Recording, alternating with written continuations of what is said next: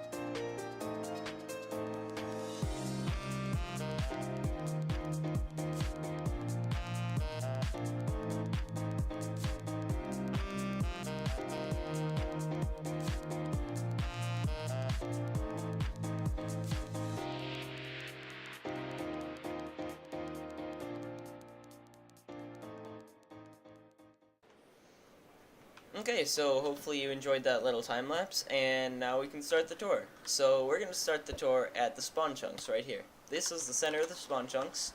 As you can see here, it's marked out right there. And so a couple things we have in the spawn chunks are, we'll get to this later. It's something. This is probably one of the most important things we have on the server, which is the perfect villager. Basically, a perfect villager, if you don't know, is something that has iron on the last trade unlocked, on the 24th trade. So basically, you can get unlimited emeralds, and when this trade is no longer, like, working, you just close the window, it releases some particles, and then you do it again. So, through that, you can get lots of emeralds, which you can use to get diamonds, and all of the sorts of loot that this villager drops. Some of the examples are in here. Pretty useful, as we can use it to get nice chain and diamond armor, and all sorts of stuff to help us on our projects. This is our chicken farm, basically where we get the majority of our food. It produces lots of chickens because it's always loaded thanks to our nice iron foundry here, which I'll just go over a little bit of that so you can see it. It's pretty nice. And so let's move on to the main part of spawn. Let's cross the bridge. And so as you saw before, this is our town hall. This is where we get together to talk about things. There's also a board inside there with all the with all the list of server projects we're working on. But you're not allowed to see that. You'll see them in upcoming episodes. And also the town hall serves as a function, not a function, it serves as an entrance for the iron storage area from our inventory. This is my design, and I'll be making a tutorial for it eventually, in probably a couple weeks or so.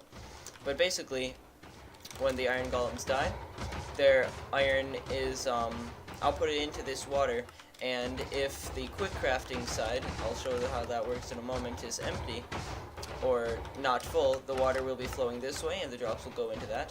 And then when it becomes full, this right here will, pulse, switching the direction of the water to go over to the iron storage area, which is over here.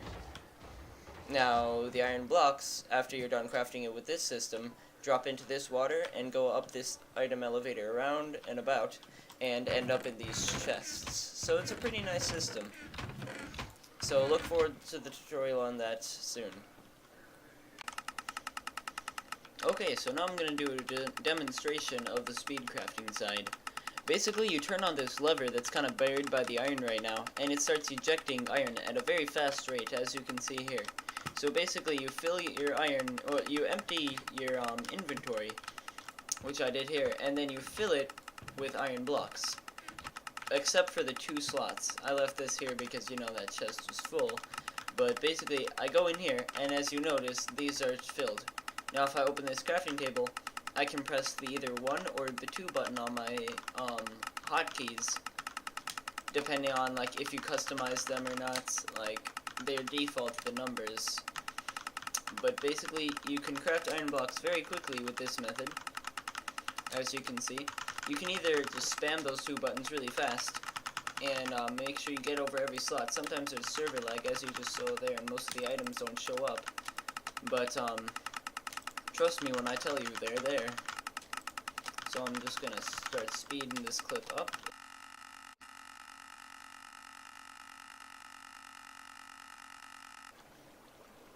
So as you can see now, I crafted a good amount of iron blocks. I didn't fill a full inventory because our chests are pretty much full anyway. But as you can see, when I throw a stack out there, and if you're wondering how I did that, I just held Control while pressing G. Or I have it set to G, it's default Q to spew an item. But basically it goes over there, here, and I'm going to do a second one, and a third one, and a fourth one, and a fifth one. And then we can run back here. And now in a moment, you're going to see it flowing over there, up this ladder, and it'll go into those hoppers. The hopper, oh, yeah, sometimes it misses it because our server is a bit laggy, which is why we most of the time don't use that functionality. You could remove the ice so the and just have it flow over straight hoppers. So if your world is laggy, so it consistently always picks them up. But yeah, that's how that works. Okay, so now that we've gone over that, let's move back into spawn with our elevator.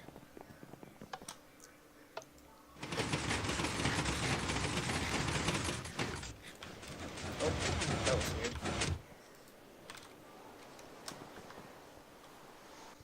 Okay, so now we're going to basically walk through spawn and talk about a little bit of the history of spawn.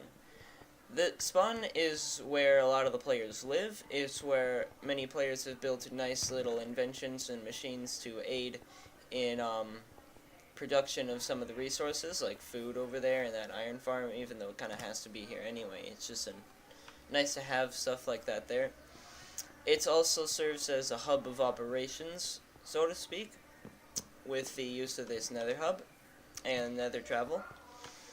So, speaking of which, I guess we can go into the Nether now. Okay, so this is our Nether hub.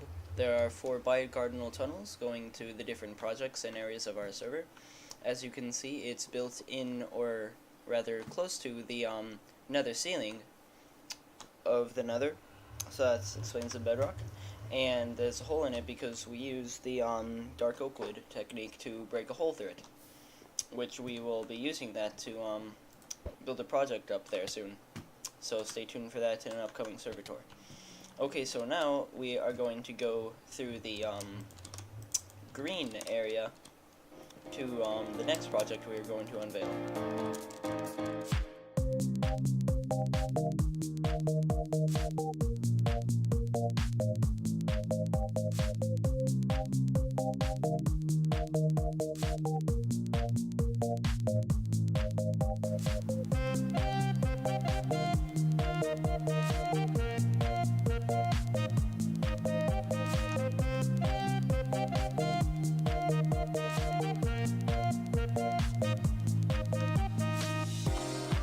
Okay, so this is the end. This is a project we'll be showing in a later episode, because it's not quite done yet.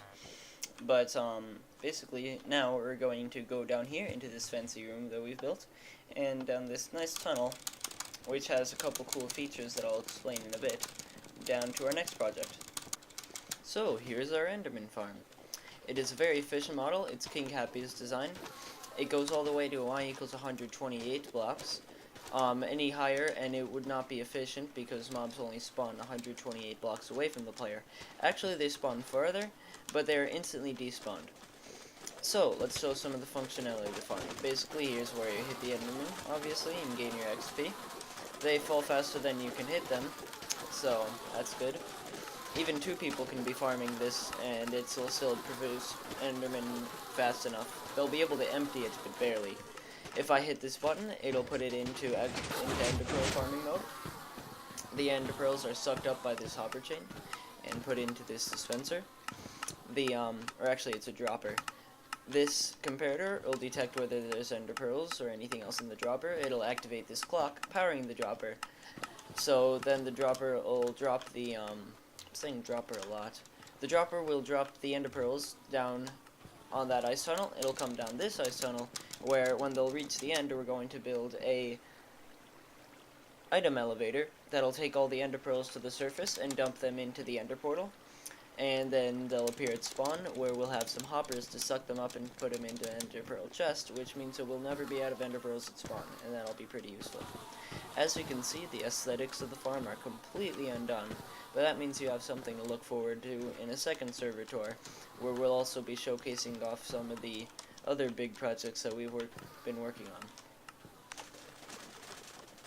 So now let's explain the redstone. When I hit this button, as you saw earlier, those pistons push out to suffocate them and these retract. When I hit that button, this redstone is powered. This repeater pulls the redstone out of that block, brings it around and about up here. This is a pretty compact, pretty old T-flip-flop design. Because it's on right now, this torch is activated. It activated a one-tick pulse machine here to bring the signal up here to pulse these pistons to suffocate the mobs, the Endermen. And at the same time, oh, I fell. My bad. My apologies. Here, I'll get back. I'm just having terrible luck today. This repeaters will also pull the signal out of this block, bring it around here, and power this redstone here, which will remove the soul sand from the farm, and the Enderman will die immediately upon impact of the floor. So yeah. Here you can see the rates of the farm. The Endermen fall pretty quickly.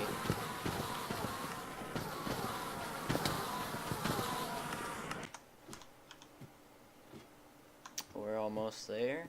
And here we are at the top of the Enderman farm.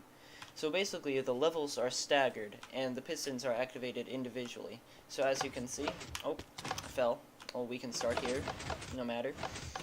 As you can see, each piston is activated individually by these tripwires, which makes it extremely efficient because if the whole level is activated at once, all those spawning places are blocked for the whole time it's activated.